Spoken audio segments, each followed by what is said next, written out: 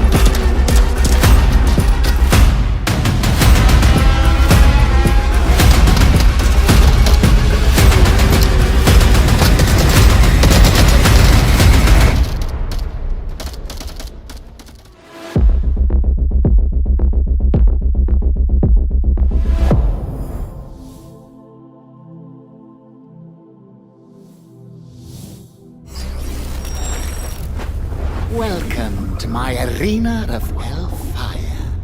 In here, no one plays nuns.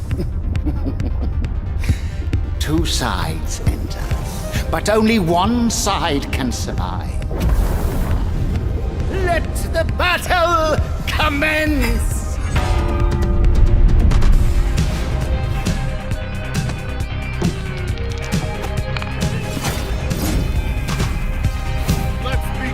Time for battle.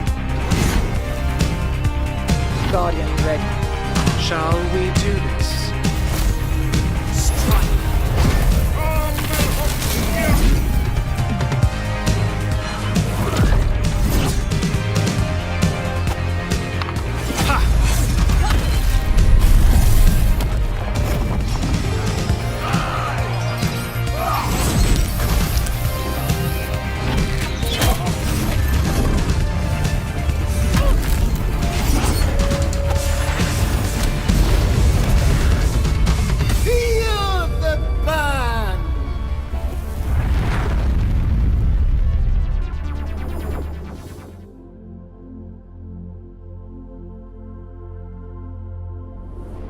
My dear little Sproutling, you are a special one, able to experience time a bit more flexible.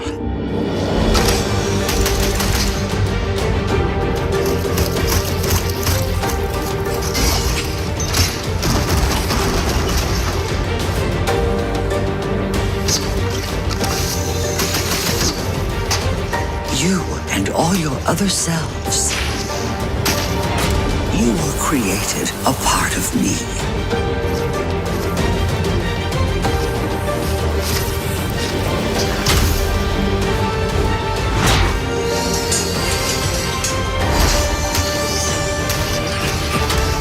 We are connected.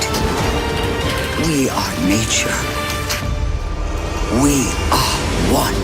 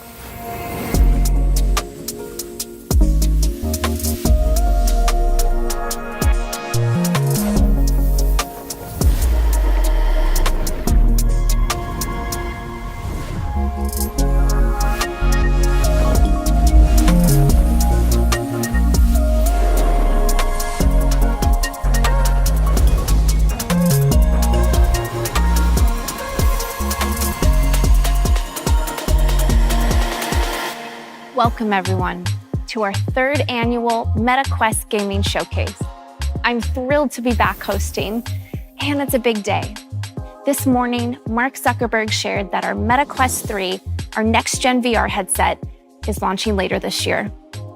MetaQuest 3 is our follow-up to MetaQuest 2 and will feature advanced tech that opens up new possibilities in both VR and MR. It will also be backwards compatible with Quest 2's entire library of over 500 games and apps. Later in the show, we'll explore Oculus Studio's biggest and most immersive game ever with a gameplay deep dive. A game that will take advantage of MetaQuest 3's cutting-edge hardware. We have way more to share when MetaQuest 3 releases, including specs, more apps and experiences, and a whole slate of groundbreaking MR content. These are all stepping stones toward our long-term vision for building the metaverse. But for today's showcase, it's all about VR games. Every title you see today will be playable on both MetaQuest 2 and 3, and is currently set to launch in the next 12 months.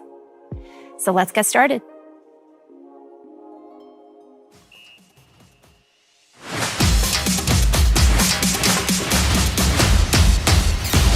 Are you ready?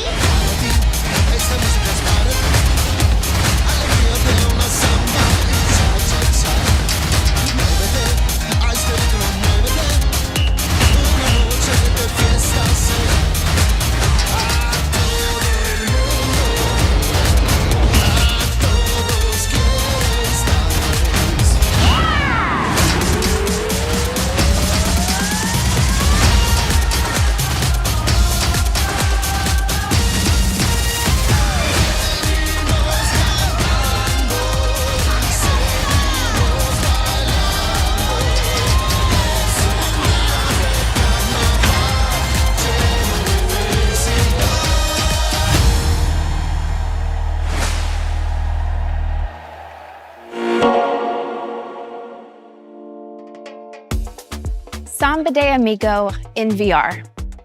I could not be more excited because music is such an important part of my life. I was a professional musician for years, and at Meta, I've gotten to work with the talented teams behind a bunch of other rhythm games. Playing Samba de Amigo in VR feels like it's always belonged here. And I can't wait to see everyone shaking their maracas when Sega brings the game to the MetaQuest store this fall. Back in February, Schell Games revealed I Expect You to Die 3, Cog in the Machine. Today, I can confirm that this third helping of Spy Hijinks, or Spyjinks, is coming to the MetaQuest store this year. Hopefully your skills haven't gotten too rusty, because this threequel will send agents on their most challenging mission yet. Confront more villainous villains, tackle more perilous perils, and expect to die a few more times. Oh, you are either very strong or that steering wheel was not attached correctly. Dr. Roxana Prism is a former inventor for the agency. She truly believes she can create a better agent. Oh, hey, Admiral Butler! You'll either prove her wrong, or prove her right.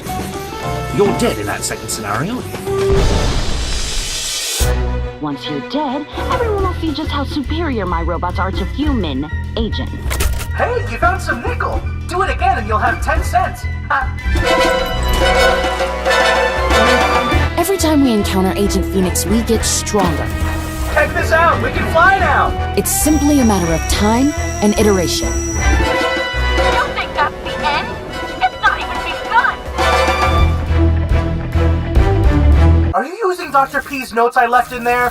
Aren't they great? Sometimes I look at them because they make me happy. You don't have to play the series in order, but if you'd like to, you'll find the first two games bundled in the MetaQuest store for 40% off for a limited time. That's not all Schell Games is working on. They made a promise at last year's showcase. 3 games over the next 2 years. Hot off the press, let me introduce you to Silent Slayer, Vault of the Vampire. Silent Slayer is a single-player horror game that'll bring you face-to-face with slumbering vampires. And as you might guess from the title, stealth is key to survival. As Schell Games puts it, silence is golden, sound is death. Spooky. Let's take a peek. Keep silent. Gently. At last. Aim for the center of the chest. And do not be gentle.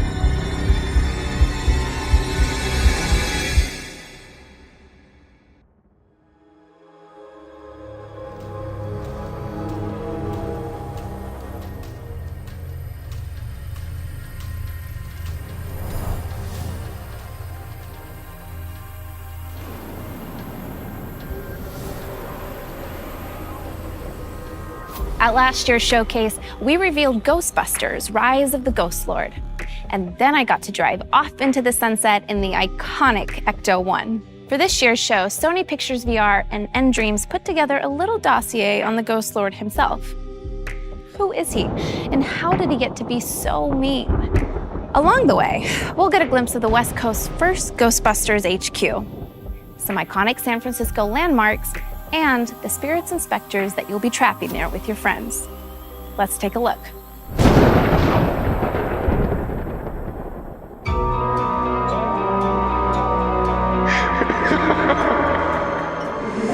You think you know the whole story of the Ghostbusters. Well, you don't know my story. 1984. My research brought me to Columbia University, where I studied under the Ghostbusters. They dismissed my work, called it dangerous. But in San Francisco, I can show them, with its untapped cauldron of the undead. Where others saw fear, I saw subjects. How could I know my research would stir a dormant evil? The Ghost Lord. Alcatraz. Tortured souls, whose guilt I could drain and drain again.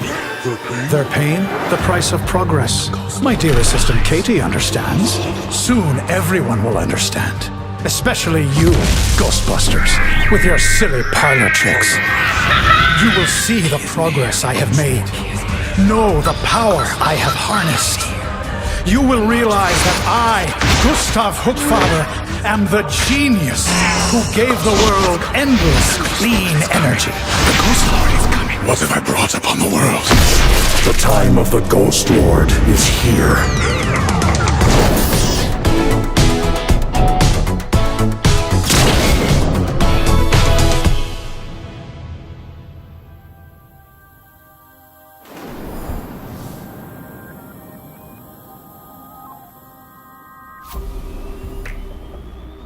Check this out. The team let me into the San Francisco Ghostbusters HQ a little early, and it's still under construction, but I've got my proton pack, my PKE meter, and I know exactly who I'm teaming up with to take out the Ghost Lord. Because if there's one thing you can say about me, is that I ain't afraid of no ghost. Whew. Anyway, when we asked 1HomSub, developers of Racket NX, what's something players will love about your new game, they said, you can lose an arm, then pick it back up and bash your enemies with it. There you go. Underdogs is a physics-based brawler where you wrap yourself in your 5-ton gorilla mech and rampage through New Bracca, the 22nd century mech fighting capital of the world. Take on whatever the pitmasters throw your way and upgrade your mech to be even more fearsome. But remember, the more you climb the ranks, the more every lowlife in the city will be gunning for you. So get ready to claw your way up the food chain.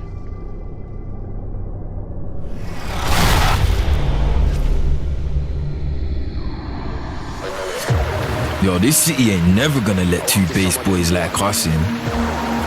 Nah, this the jungle out here, bruv. If we wanna get into New Bracca, we're gonna have to fight like fucking animals. Watch out, bad man, no madman. And I got the style like Jan Nam. Bang bang in my gangland. Turn man upside down like a handstand. Don't this man, you know you this man. Man I'm on arms like like wristband. My walk none of them boy can't withstand. Them are the minimal, something like beautiful. When I take this, we like it spiritual. Human as stuff, all like minerals. Send for your army,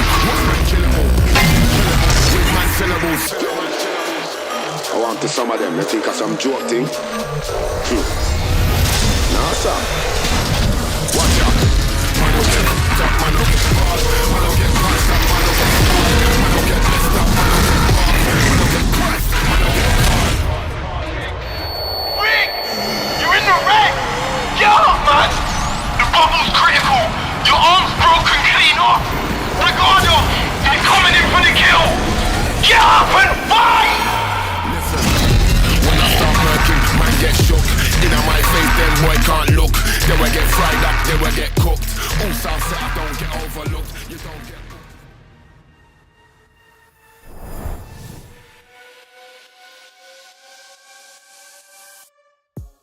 At last year's show, we revealed NFL Pro Era, the first NFL and NFLPA licensed VR football sim. Since the games launched last October, you've completed over 3 million NFL seasons and unlocked over 9 million trophies. But what's next? Here to tell you is Status Pro president and co-founder and former NFL wide receiver, Andrew Hawkins. Thanks, Ruth. Our goal last year at Status Pro was to give people the experience of being NFL QB1, feeling the rush of stepping onto the field and leading your favorite NFL team to victory. And the positive response we got from our community was overwhelming, but that was just the beginning. Later this year, we're upping the game with the next evolution of NFL Pro Era. This year is all about showing the world what you've got. With the new version of NFL Pro Era, we're expanding multiplayer so you and your best friend can pit your favorite teams against each other and see who comes out on top. There's a world of competition out there, and we want to see how our community's QB skills stack up. We got a lot more to share, though, between now and launch. New features, new modes. This is more than a roster update. The next version of NFL Pro Era will build on last year's game in so many cool ways, and we cannot wait to get it in your hands. Check us out on social. We posted a lot of community and game updates there before we launch this fall. This is really cool, by the way. Thanks, Hawk. All right, moving on from the field to the court. Back in December, Resolution Games, creators of Blastin' and Demio, revealed their latest project, Racket Club, an all-new sport designed exclusively for VR. Practice your swing solo, play pickup matches with people all around the world, or just hang out and socialize courtside with your friends in this one-of-a-kind sports complex. Here's a new look at Racket Club.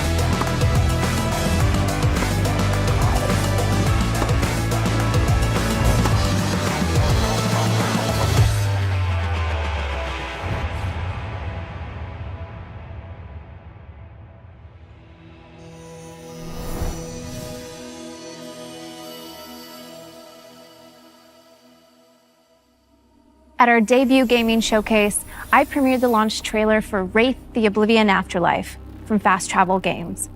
It was the first VR game set in the world of darkness. And today, we're diving back into the world of supernatural horror with an all-new adventure RPG, Vampire: The Masquerade Justice, which will send you to Venice. But not the Venice you see on postcards. You are a vampire, comfortable in the city's darkest shadows. Hide in plain sight, drink the blood of mortals, and use your vampiric abilities to become the ultimate judge of the guilty. So, without further ado, let's sink our teeth into the debut trailer for Vampire: The Masquerade Justice.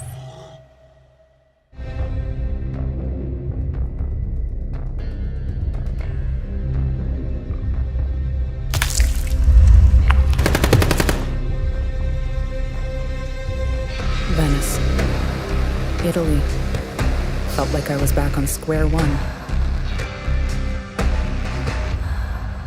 hiding in the night.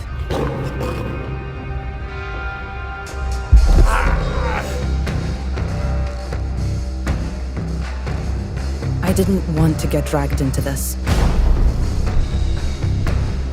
But the guilty must be punished.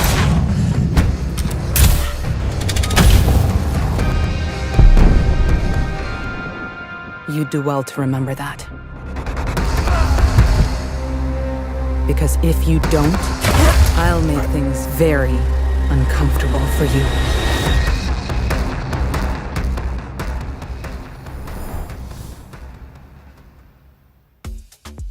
Next, an adventure that never needs to end. This one is special to me. It's developed by Othergate, a studio co-founded by 4 VR veterans who I used to work with for years on the Oculus Studios team on our very first and super popular franchise, Dead and Buried. I know firsthand that these guys are masters at making fun multiplayer games, and I am honored to announce their next project, Dungeons of Eternity. This 1 to 3 player dungeon crawler generates levels from hundreds of unique chambers, so no 2 trips are the same. You'll explore dark crypts, ruined castles, and deep caverns. Battle monstrous enemies with melee and magic, solve puzzles, avoid traps, gather loot, escape back to safety, level up, and then do it all over again in a brand new dungeon. Take a look.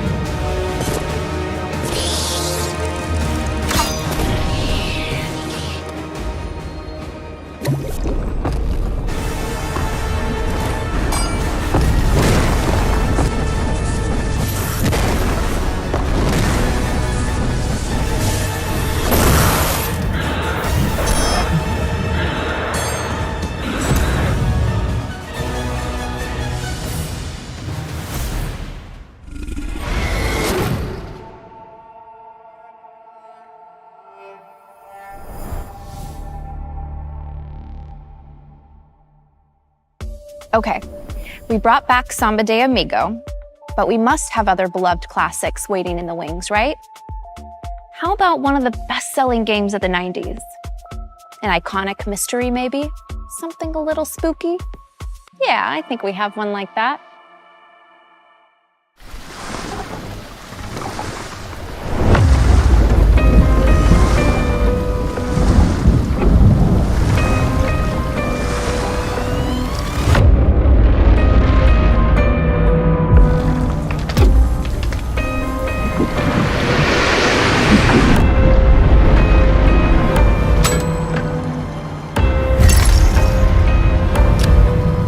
It's you! Don't be afraid. I'm here to help. There are many like me here, trapped in this house.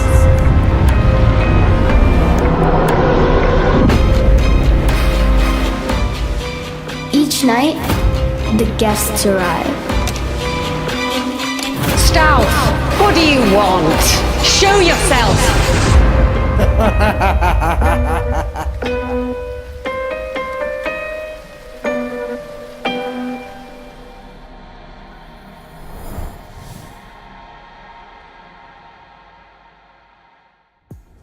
The 7th guest is mostly known for ushering in the CD-ROM era, once upon a time.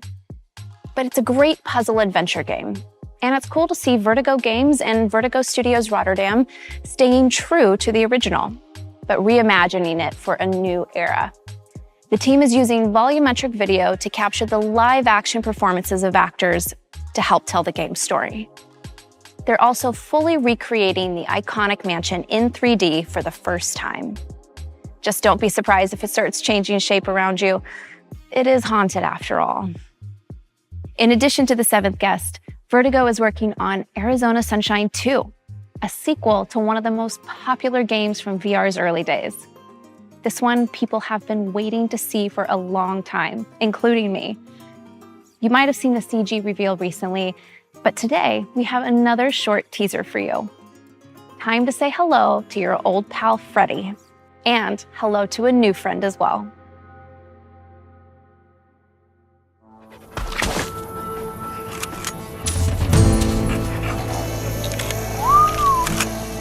Oh, what's going on, Fred?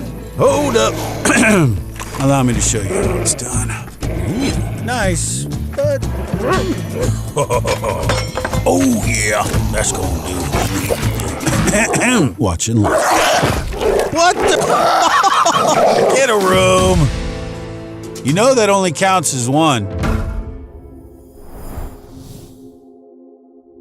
In Arizona Sunshine 2, you'll survive the desolate waste of Arizona with your new best friend, Buddy, who you can trust to have your back, even when Freddies are trying to take a bite out of it.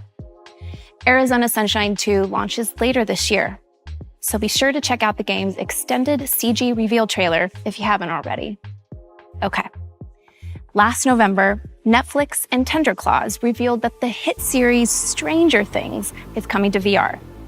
I hope you're comfortable in the Upside Down, because you're going to be spending a lot of time there. In this chilling psychological horror experience, you are Vecna, invading people's minds and conjuring up their worst nightmares as you look to take revenge on Eleven and her friends. Stranger Things VR comes to MetaQuest Store later this year. And here is a brand new trailer.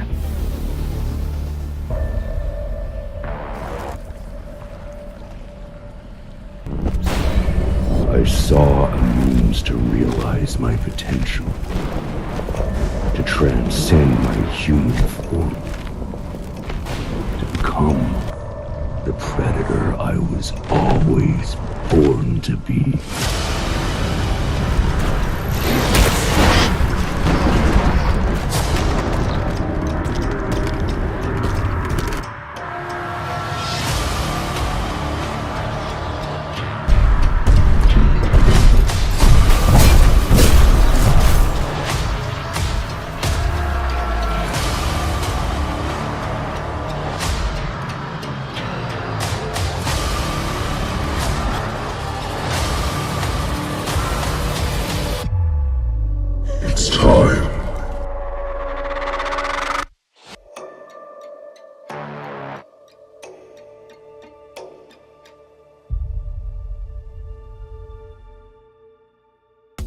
Next, it's time to strap into your omnidirectional mobility gear and prepare to fight the unthinkable.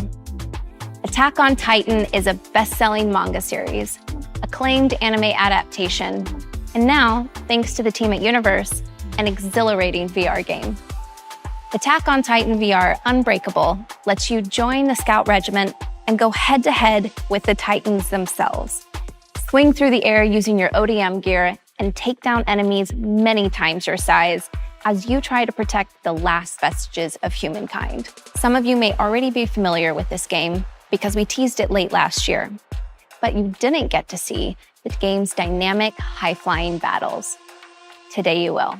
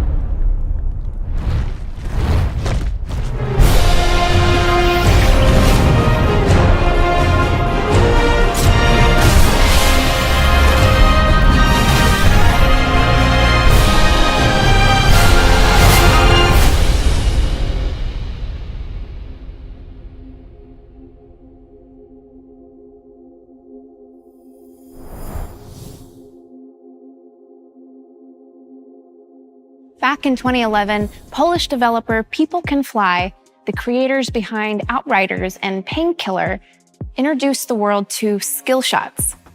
Blast an enemy out of the air, skill shot. Kick him into a cactus, skill shot. Crush somebody under a hot dog cart. You get the idea. Now imagine how creative you could get with that system in VR. Forget imagining it. We've got it.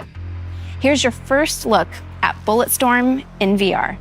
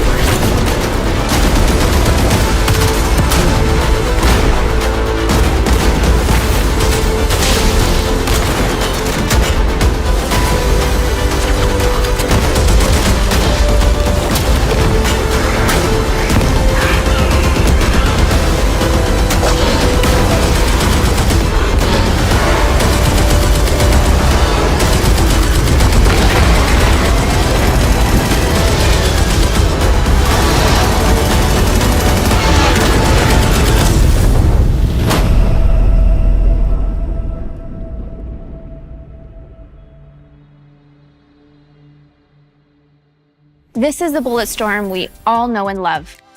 Every skill shot, every story beat fully recreated from the ground up for VR. And for the first time, you'll actually be able to handle an energy leash, deliver devastating blows, and mow down hordes of mutated enemies. So book your ticket to the planet Stygia for later this year. And thanks to People Can Fly and Incuvo for bringing such a fun project to life. Okay, before we start talking about our final game, I know you've been waiting for an update on Assassin's Creed in VR. And I have good news. Assassin's Creed Nexus is coming to the MetaQuest store by the end of the year. Tune in to Ubisoft Forward on June 12th for the full reveal of Assassin's Creed Nexus. All right, I promised you a deep dive. Let's get into it. In 2019, Asgard's Wrath took us on an epic journey across the fabled 9 realms of Norse mythology. That journey ended here, imprisoned in this very tavern by the trickster god Loki. But Destiny has more in store for you. From Sanzaru Games and Oculus Studios, this is the world premiere of Asgard's Wrath 2. Chaos is spreading. Loki's evil invades all realms.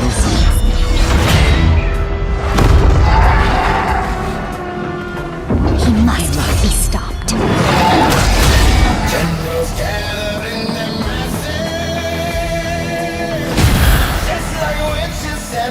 Betrayal has made you stronger, Guardian. No more war pigs have the power. Hand of God has struck the hour.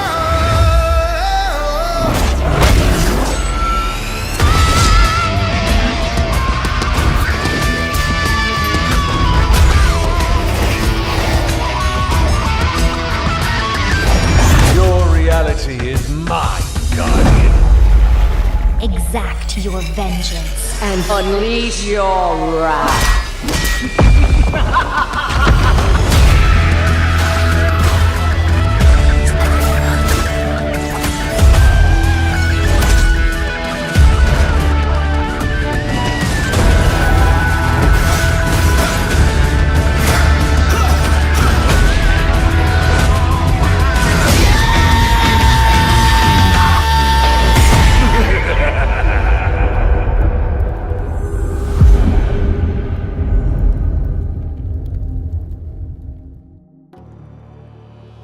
Asgard's Wrath 2 is an all-new standalone adventure in this epic series.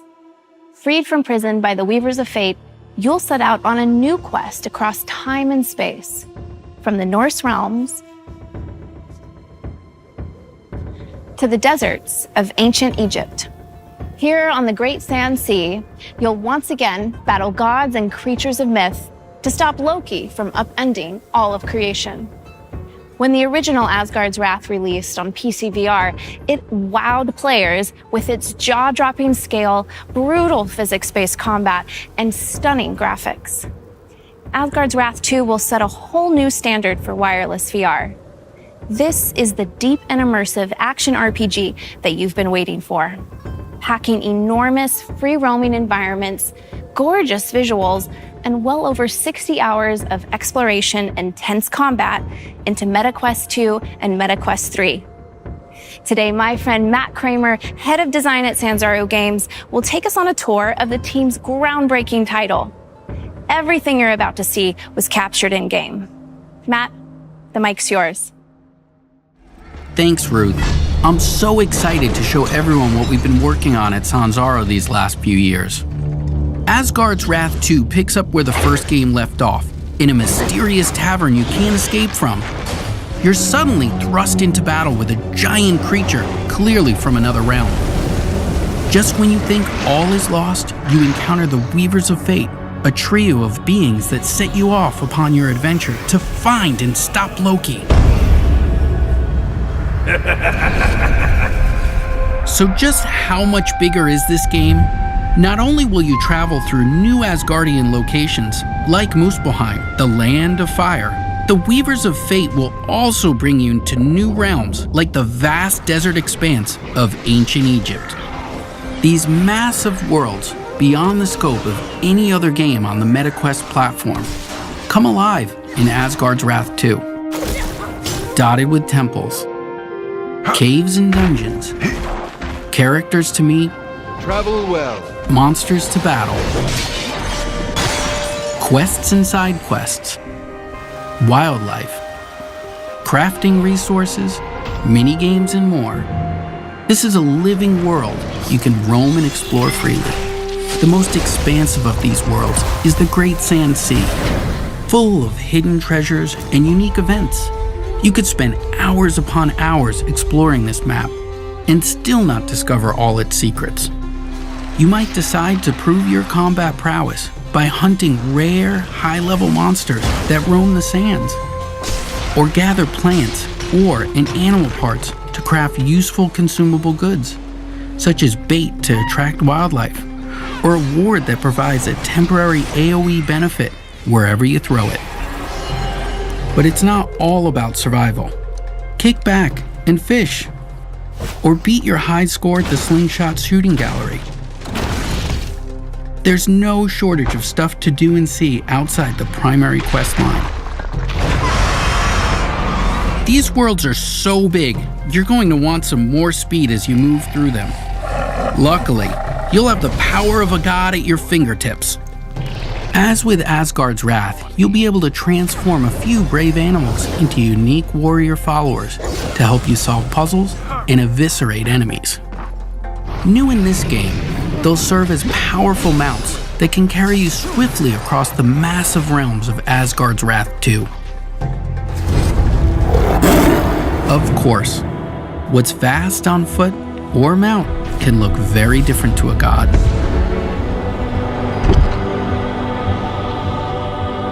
Like Asgard's Wrath, you'll also see the world from the god-scale perspective, and use your cosmic powers to manipulate the mortal world around you.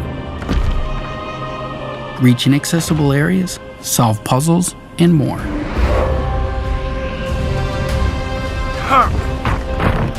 You can't save the world alone, though. Egypt is full of would-be heroes who need your godly assistance to enter the realm of legend. Each hero in Asgard's Wrath 2 is completely unique. Different weapons, different skills and abilities, and different strengths. By possessing these mortals, you can help them fulfill their destinies and get closer to yours as well. The first of these heroes is Abraxas, a cynical tomb robber with a grudge against the gods. You and Abraxas make an unlikely pair, but you'll have to work together to take down fearsome enemies like the bloodthirsty goddess Sekhmet. Abraxas seeks vengeance against Sekhmet for the murder of his father. With his boomerang axe, whip sword, and bladed shield at your command, He'll stop at nothing to defeat her. Combat was one of the aspects players loved most about Asgard's Wrath, us included. It was vicious and brutal. Whether swinging a sword, throwing an axe, or even using your fists, the combat made you feel powerful and skilled. In the first game, the combat favored a defense-first approach, meaning you had to block and parry a series of enemy attacks before you had a chance to remove their runic shields. This loop had to be completed 3 or 4 times before you could start damaging an enemy. In Asgard's Wrath 2, our updated combat system is centered around player choice. Nothing is holding you back. You can chip away at enemy shields through a flurry of attacks or land skilled parries to trigger opportunity windows that let you cut through your enemy's defenses with ease. We've also expanded the systems to include elemental types for a greater degree of player customization and wider variety amongst enemy archetypes. This time, we have a full physics system implemented for weapons, with swords, axes, bows, staffs, and more at your disposal. You can find a combat style that's right for you. But you'll need to change up your approach, as enemies will now react to your every movement and switch up their own attacks. You'll also unlock new skills and abilities as you level up, letting you invest further in the weapons you use most. Unlock powerful abilities and super attacks to truly change the game. Nothing feels better than seeing your weapon soar into the air and rain down on a horde of enemies. You'll also discover relics you can slot into your weapons and armor that will provide you with powerful buffs, like adding fire damage to your weapon or heal over time, allowing you to customize your weapon set against each enemy you face. But you won't be the only one leveling up. Your animal followers have their own skill trees and will grow in power the more you spend time with them. Even with an upgraded companion and all these powers at your disposal, don't think the enemy AI will go easy on you.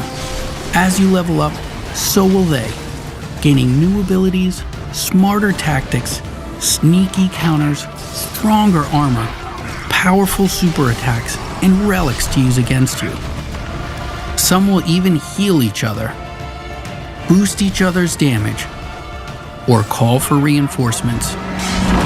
You'll have to use all the strength, endurance, speed, and quick thinking you can muster to forge a path through the ravenous enemies that lay between you and your destiny.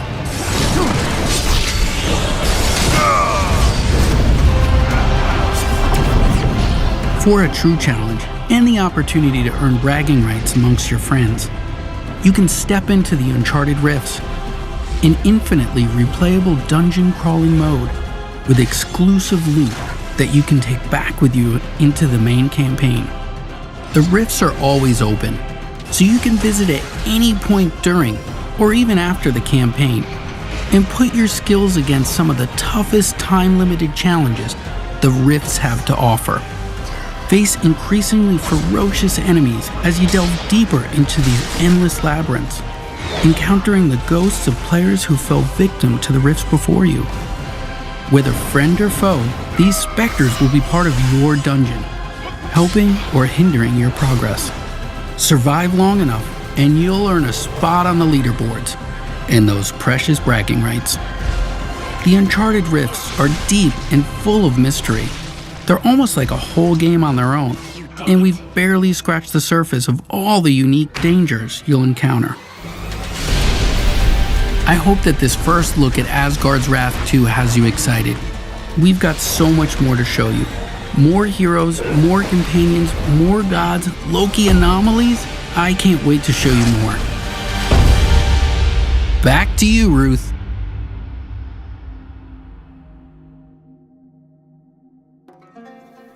Okay, now head over to the MetaQuest store because pre-orders of Asgard's Wrath 2 are open.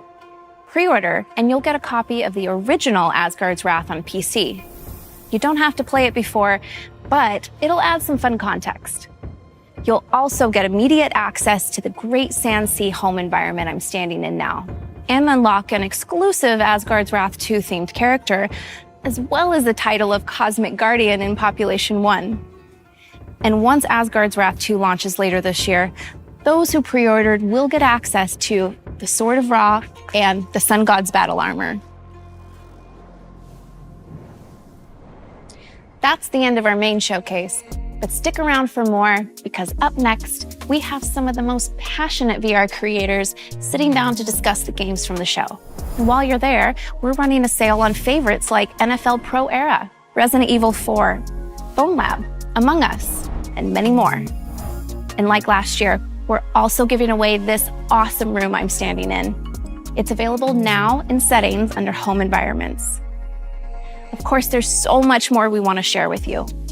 We plan to announce more games, major updates to existing titles, and we've got a whole new headset to launch. Thank you all so much for tuning in, and thanks to the developers who helped put this show together. Keep playing, and we'll see you next year.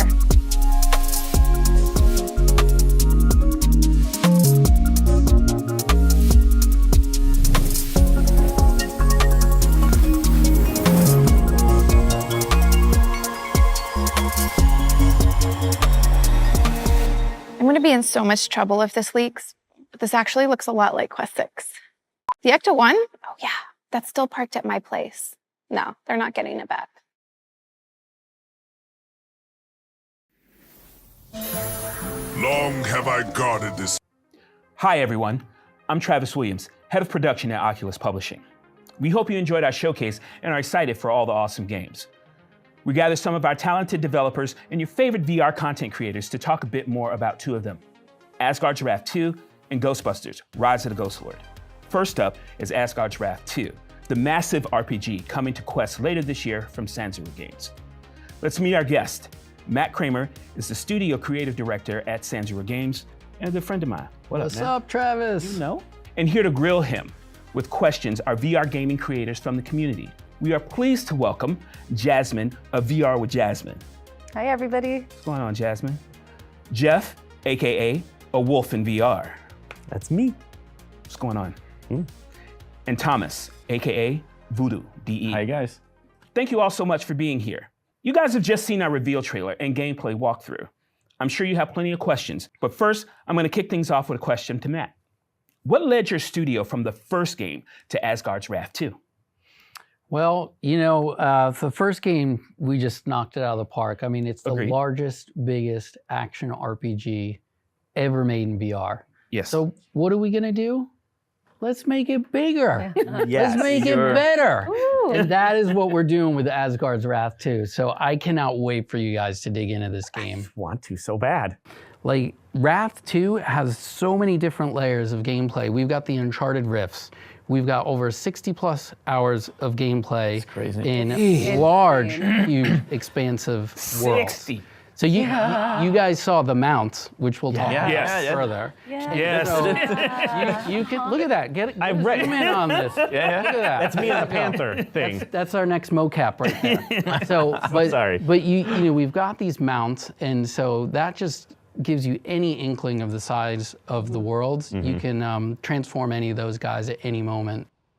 So Jasmine, you're new to the Asgard's Wrath experience. What did you think of the trailer? Wow, that's what I thought. The whole time, I think my jaw was on the floor, just like, what? There's more, there's more, there's more. And honestly, the entire time I was looking at it, first I did notice how beautifully designed the characters are. Like their costumes look beautiful, so intricate, which is amazing that you're able to get that on a standalone headset like the Quest. Oh yeah. But aside from that, I was also, the whole time I was feeling like, am I in a movie? I feel like I'm literally in a movie. So could you talk more about like how much of the storyline is like built into there? Yeah, so Asgard's Wrath 2 takes off where the first one left off. And the good news is you don't have to play the first game. We've got an awesome recap that you can see in VR, and we retell the whole story. So first game, you're kind of a fledgling god. Loki takes you under his wing. And if you remember, Loki left you in a prison and you're trapped there. So the second game takes off with these Weavers of Fate intervening and helping you get out of this prison to track down Loki where he is. And that's where we find him in ancient Egypt. Very cool. Jeff. Yeah. Man, look, you're old school Asgard draft. Oh, yeah. Okay, so tell me, like, what's your favorite memory?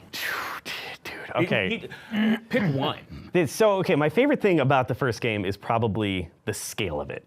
I mean, you're a god, you're a little person, so on and so forth, but when you first walk into Jotunheim, which is the world of giants and all that, and you just look in the background and this giant's like suddenly getting up off the ground, and you're just like, way down here, and you're just like looking up, craning your neck to see these giants moving, it's just incredible. And that's something that you can only feel in VR. Absolutely, I agree.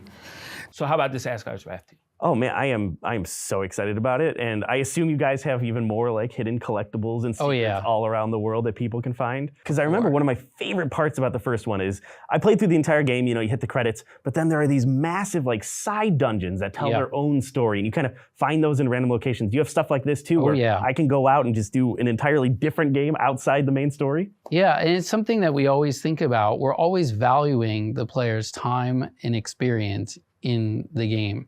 So when you unlock those side quests and stuff, they're not like 1 or 2 objectives and stuff.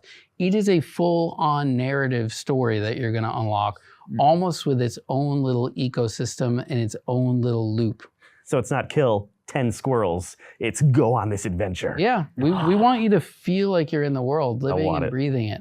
I can't believe that this is on Quest 2. It's just amazing to see this kind of graphics. And my question is, how could you do that on Quest 2, and how does it look on Quest 3? Yeah, great question. So first on Quest 2, so everything you saw, that's Quest 2 footage. Absolutely looks phenomenal. Crazy. And so we're just very conscientious about what our boundaries are, what we can do and what we can't. We make those boxes very early on in development, and those are the boxes that we live in. In terms of Quest 3, the feeling of the headset is superb. I've been using this for a couple months now. The form factor is primo. It is. Really? The other thing is resolution and horsepower on this thing is phenomenal. So it will even look better on Quest 3. Crazy. The first game, combat was hit or miss. On the really easy difficulty, it was actually more fun to do combat because you didn't have to do all this blocking, parrying, waiting for other stuff to happen. But in this one, combat looks so much more fun. But in addition to that, the weaponry. I mean, we got axes, and you're Captain America-ing a shield across there. You have this like a harp bow that's shooting things. That harp. What is that? What I do want to talk about is weapon diversity. So another thing that we haven't touched on is the sword that Abraxas has transforms into a whip. Oh yeah. And so traversal in general is taken to another level in Asgard's Wrath too. You're going to be whipping across things. You're going to be doing combinations where you're wall running to a couple wall runs, and then you're floating in air, and then you're using the whip to pull yourself. They're like flipping weapons. Yeah, cool. Let's say you have your mount, your wonderful mount we call Sabira, the Black Panther that you saw. She's over in the corner. She's all set up in mount form. You got to rush. You want to rush onto the mount, but she's really far away. Use your whip, pull your whip, boom. You're right on the mount. You're riding around. Oh, there's a mob of enemies out there while you're on the mount. I want to go attack those guys. Use your whip, pull yourself right to the target, and you're right off the mount, toe-to-toe combat.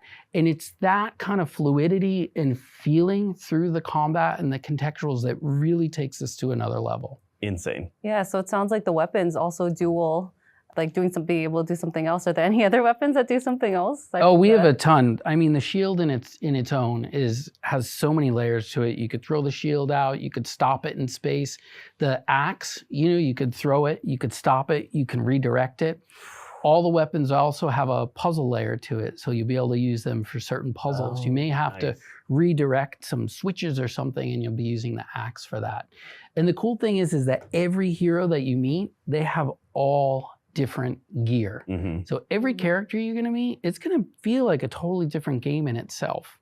And the coolest part is those characters you meet, those followers that you meet throughout your adventure, you bring them back to the beginning of the game, you bring them back to other locations to unlock further content. Yeah, so much stuff with the hero weapons. This game just seems to be full of the wouldn't it be cools. right? That's how any game starts. I know, but, Yeah. but you know, the thing about it is a lot of times you don't get to put that stuff in the game. You know, you go like, wouldn't this be cool? Wouldn't this be cool? And it just seems like you just sat around and just said, hey, you know, it'd be cool, and you put it in the game. You know, I'm going to tell you what, wouldn't it be cool moment. So you guys saw in the trailer, there's this big lunken monster that's going around the back of the desert. That desert is called the Great Sand Sea.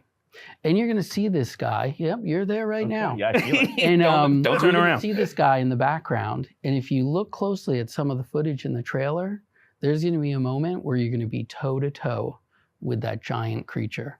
So when you talk about epic scale and can these guys do the epic scale on the Quest 2, the stuff that you're going to fight and battle is on a huge scale. We talked about a lot of characters and gods and stuff, so there will be something like a story, of course. Will my community be able to play that game in German, for example? So on launch day, we will have all localization. Wow. And that'll be day one from right off the bat.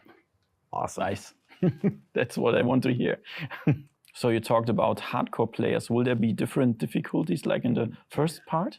Yep. We have everything from, you know, the base story mode to the hardest difficulty, which we call Wrath. Absolutely. But why? Because it will punish you. I feel it. I want to see that YouTube video, you finishing the entire game on Wrath difficulty. Well, my first series is going to be 40 episodes because it's a 60-hour game, plus dungeons, plus you have these rift mechanics. I mean, it's massive. You expect me to play it multiple times? I guess you better get on it. All right, I'll take the game right now.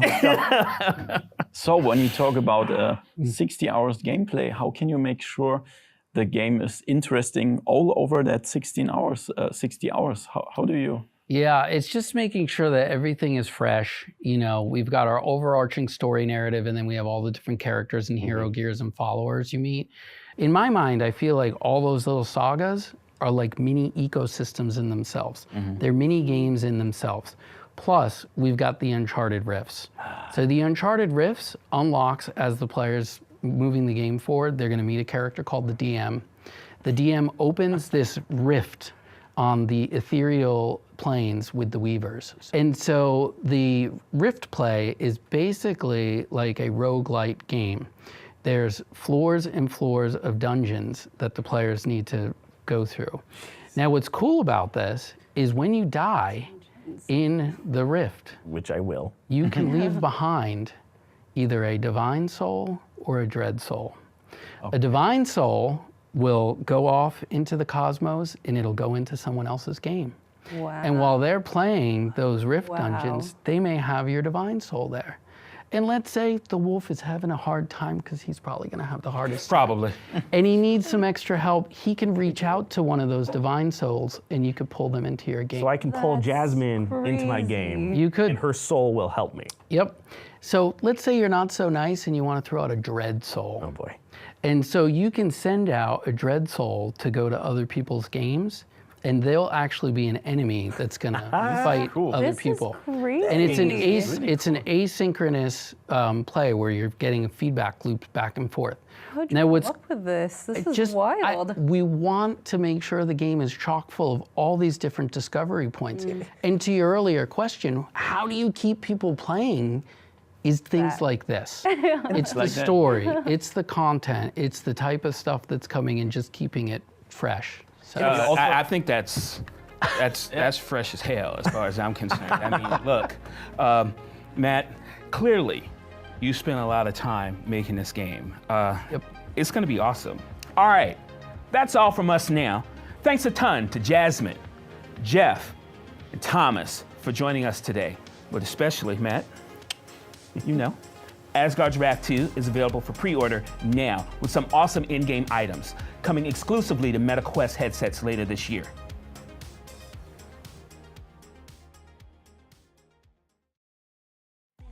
Hey, we're back. Hey Ruth, I know you like to fit, but it's not just me. I got a whole squad. Yeah. Let's move to the ghost-infested streets of San Francisco to talk more about Ghostbusters: Rise of the Ghost Lord, launching later this year on MetaQuest. Let's meet our panel. Jack Bromhead is the art director at InDreams, developers of the first ever Ghostbusters game coming to MetaQuest. Thank you, Travis. What's happening? And again, we're joined by a group of VR content creators to throw questions at him. First up is Techman from the TikTok channel, Techman Jew. What up, Techman? What's good with you? You know. You know her as Otterworldly on YouTube. What's up, Otter? How's it going? What's going on? And then finally, Gamertag VR is here. Hey. What's going on? I'm good, man. All right. Thank you guys for stopping by. Hey.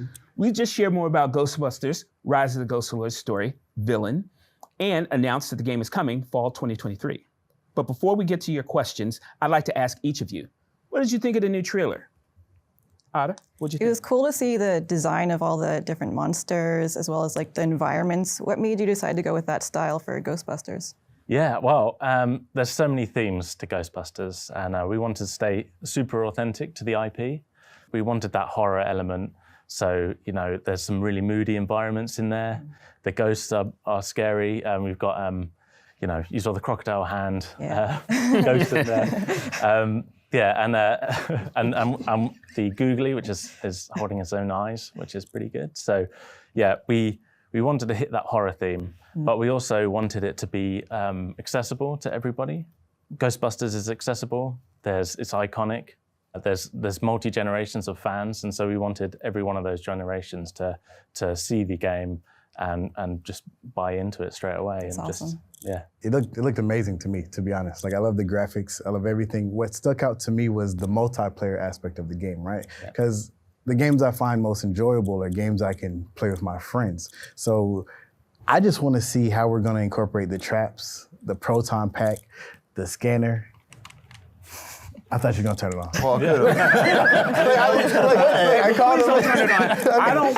I don't want to know if there are ghosts in this area. You know, for real, because I'm not equipped for that. I just want to know, like, my main thing about it is like, how is the gameplay? Like, when it comes to multiplayer, like, I want to know, is there, like, when we go in the dungeon, it's gonna be like a tank, a DPS. Like, how are we gonna use our technology to benefit everyone?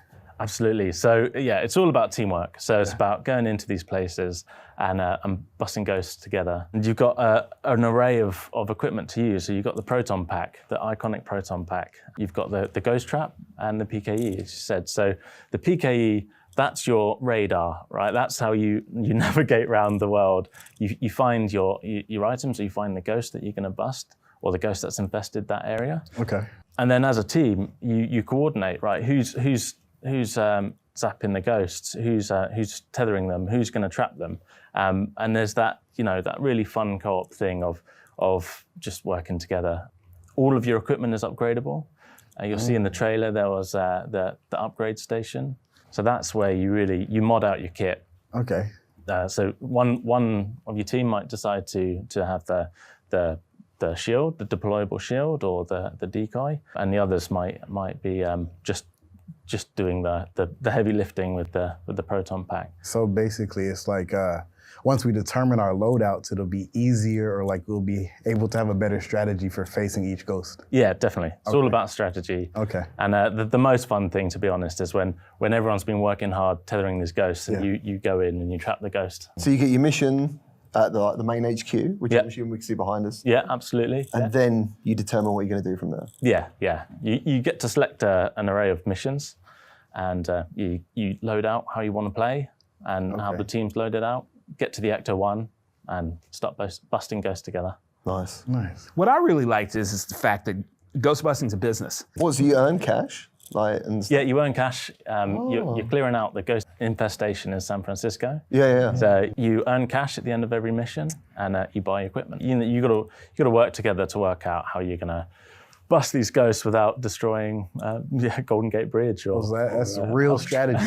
So with such a legendary IP, what was like the hardest bit to do to bring this to VR? Because this is probably the best way anyone could actually feel like they are a Ghostbuster for the first time. Absolutely. So, yeah. VR is so immersive, and to put on the headset, pick up the proton pack, and go in with your friends it's insane, right? One of the hardest things was making sure that it felt authentic. It's making sure that the proton wand felt like the proton wand. Yeah. And the trap, when that opens and captures a ghost, it's as powerful as it is in the movies.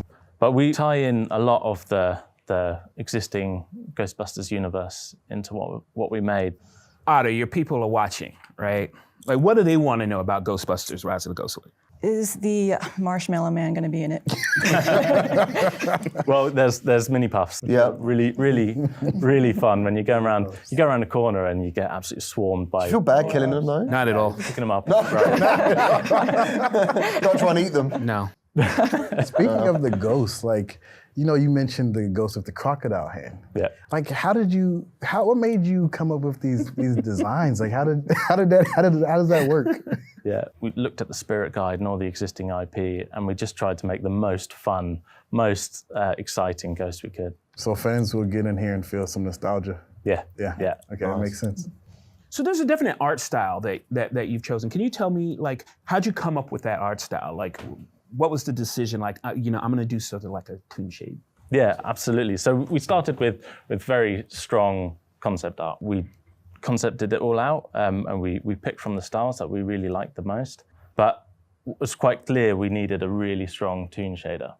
One, we wanted to play to our strengths on the platform, and two, we just wanted to make it pop. We wanted the characters to pop, we wanted the ghost to pop, and especially when you're dealing with these quite dark and moody environments, you know, you're going around Alcatraz when it's abandoned, so you know you want things to still look like they pop out. So Techman, what kind of multiplayer gamer are you then? Man, just like Ghostbusters, something with strategy. Okay. Right? So I want to go in, I want to have a plan. I don't want to just go in shooting, busting ghosts. I want to make sure we know what we're going after, what we're going to do, who's going to use the trap, who's going to use this weapon, that weapon. I want it to be flawless, right? Because if we're going to lead a team, if we're going to storm through the gates, we need to know what we're doing. Techman has clearly got some multiplayer pre-qualification in order to make it happen. Well, listen, Jack, I appreciate you coming through. This looks amazing. Thank you. You're the art director, so much love. That'll do it for our Ghostbusters Rise of the Ghostlord Roundtable. Huge thanks to everyone on the stage. Jack. Thank you. Techman, Otter, and Gamertag for taking part. Ghostbusters Rise of the Ghostlord launches this fall, and you can wishlist the game right now on the MetaQuest store. That's all from us. Again, we hope you enjoyed this year's showcase, as well as these deeper discussions. Until next time, peace.